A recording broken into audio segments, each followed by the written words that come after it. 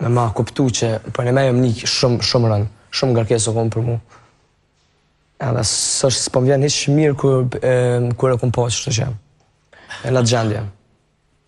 Se ju më kanin Allah që kom bo nëj rast shumë diçka të rënë, Allah, i kom bo qikë gjithë shka që një zezë, Allah. E tu kuptu se kam letë, Allah, sone.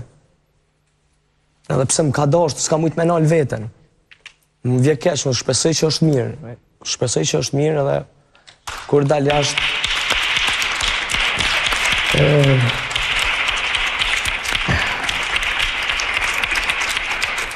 Kur dal jashtë, besoj që kom e taku. Se nuk jam si këta që kaj çdo 2 minuta, na përcepa, e tu kuptu. Nina keq e majnë veti. Që i kërkoj shumë falje, për asë një moment nuk kom dosh, edhe kur u konë motra vetë, edhe kreti kemë thonë, asë një moment kur nuk kom dosh që unë e me put, që të gjendi që është se, për qëta kom luftu dhe i kom vërtit, jam bo nervëz, mos me hanë që të pikë. Më vje keq shumë, për familje sajna, për eglit.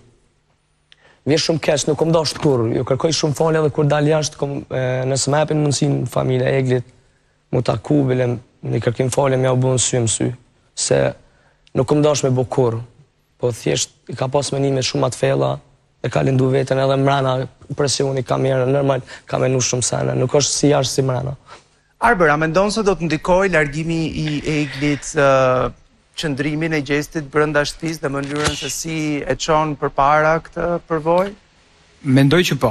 Patjetër që po, sepse marrëdhënia në çiftet e tyre ka krijuar shumë situata brenda shtëpisë si midis tyre, po edhe në raport me banorët e tjerë. Tani do të duhet që Gjesti të krijojë situata të reja